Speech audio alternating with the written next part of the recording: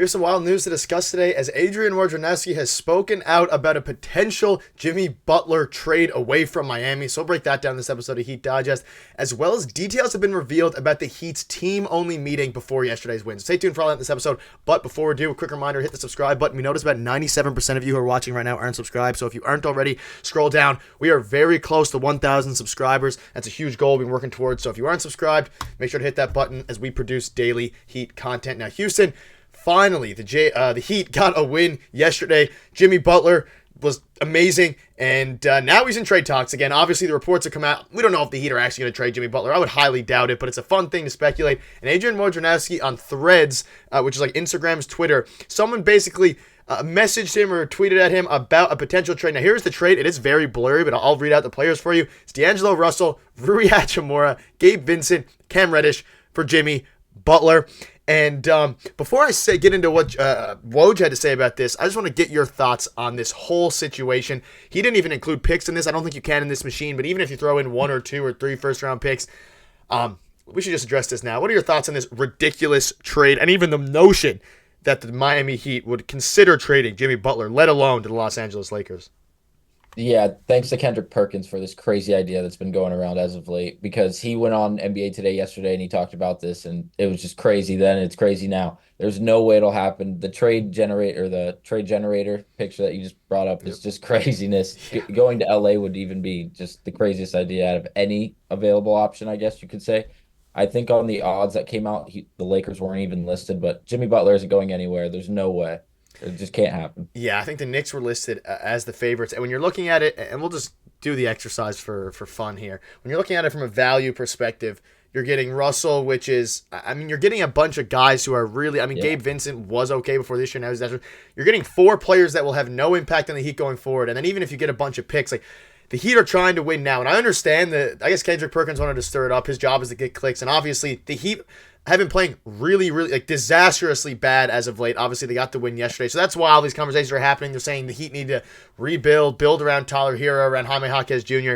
But the notion that this trade could go down is wild. And that is exactly what Woj says. He says, you can see right here, quote, "I'm not sure the Heat would think that idea is quite as fair as you do." So he kind of shuts down the notion that the Heat would even be interested in trading Jimmy Butler. You look at Jimmy Butler. I don't even need to bring up his stats. I'm going to do it anyway. Everyone here, everyone watching the video, you all know how good Jimmy Butler is and how important he is to the Miami Heat team. I would guess there's a higher likelihood that he retires at Miami Heat than he gets traded to a different team, especially the Lakers. But I don't know. Yeah. We can thank Kendrick Perkins for that one, for all this ridiculous stuff. But Houston, Woj shut this one down pretty quick. Yeah, irreplaceable asset. Is a good way to look at Jimmy Butler. It doesn't matter if it's for the Heat or anybody else. If you want to win now, you need someone like Jimmy Butler, and I don't think he's going anywhere anytime soon. Yeah, and also of course the veteran stuff helping whoever it is, whether we keep Nikola Jovic, Jaime Jaquez Jr., just having veteran like that who's an actual great player as well is very, very important. So let us know in the comments. I know what this is going to generate, but let us know what your thoughts are on this ridiculous trade, and if you think that a trade would even be possible, whether it's to the Lakers, whether it's to the Knicks, whether it's to any team. I cannot see, at least right now, maybe they consider it in the offseason if they flare out again. That's possible. We'll probably have that conversation at some point. But let us know what your thoughts are on that. Now, Houston, let's get into the fun stuff today. We'll discuss yesterday's game a little bit and also the big team meeting that happened.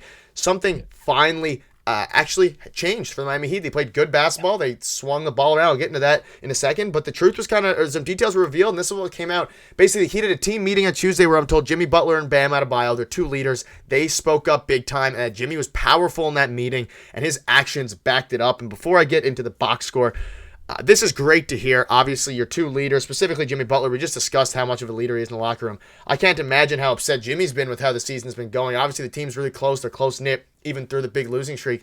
You got to be happy to see this, and especially how Jimmy Butler was powerful in that meeting and then backed it up right after the whole team did.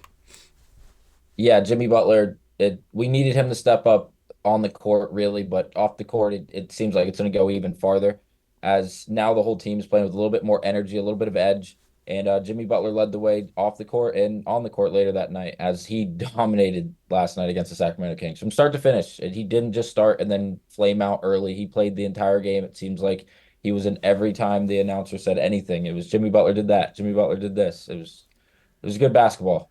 Yeah, and obviously following a big meeting like that, you would like them to actually, any team, you would want them to play well. And you can look at the box score here. I mean, Butler had, you mentioned it, he played 35 minutes, which is a lot, especially for him. Yeah. 31, 7, and 6. And you had other guys step up. Bam played okay. Josh Yeah. Richardson. Terrazier still trying to get his feet under him with 3 points in 30 minutes, which is Yeah. a little bit Struggling. scary. Yeah, and Josh Richardson stepped up. But the big thing here was that if you actually watch the game, and I'm curious to see what your thoughts are on this, Darius.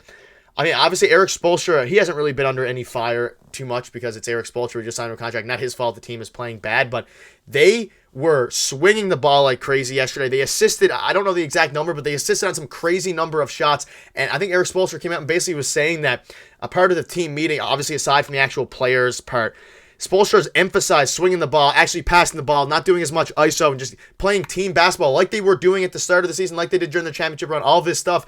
Did you notice that yesterday yourself? Did you notice an actual Yeah. big change in the way that everybody played? Because we have role players like Josh Richardson's dropping 24. Everyone kind of contributed a little bit. Obviously, some players did better than the others, but every single person contributed to this win. And we won against a very good Sacramento team in a game where Hero didn't score 20, Bam didn't score 20, Yeah. Rozier didn't score 20, Hawkins didn't score 20. Everyone else did their little part. And the next man up mentality, specifically against Josh Richardson in this case. But I don't know, it was a big one. It was a huge win. Did you notice anything in particular that was maybe different that could have translated from that meeting? Because the passing looked very visible to me. Yeah, 40 out of 42 That made was the shots. number. So 40 assists on 42 total made shots for the Miami Heat. They broke their franchise record, which was 39, and now set their new record of 40. Very, very good stuff from the Miami Heat. The whole offense looked entirely different, and more importantly, our defense worked. De'Aaron Fox couldn't get anything going. He shot horribly all night. The only guy that really burnt us was Keegan Murray. He had like 33, I believe, and then Sabonis. But there's no one in the league that can stop that guy. He's going to grab 14 rebounds a game. It just seems like you can't. There's no way to stop it. You'd have to box him out with four different guys in order for him not to rebound at least 10 a game.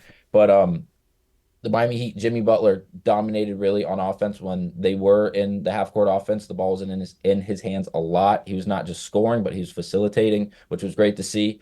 And it was just so good overall basketball. You said Rozier, again, he struggled and he did offensively, but he did have 10 assists and only one turnover. So he did play a good role of basketball, played the point guard position. We didn't need him to score because Butler picked up huge, and so did Josh Richardson. He shot 6 of 10 from three. That was great because Rozier was nowhere to be found on the offensive end. So overall, it was different from how it's looked, and the Miami Heat looked great. So hopefully we can get another win against Washington. We play tomorrow. Yeah, and I mean, we mentioned it coming in. Rozier's not going to be putting up 24 a game anymore, but the evolution of his facilitating side of his offense has been revolutionary for him. 10 assists, 5 rebounds, 3 points. I mean, the points were brutal, but as he starts to develop that, and if he can put up even 15, and if he's providing that amount of spacing and assists, that'll be good. But that'll wrap it up. Let us know your comment in the comments. Let us know in the comments what your thoughts are on this, as well as the ridiculous Jimmy Butler trade. Thank you guys for watching. We'll see you tomorrow.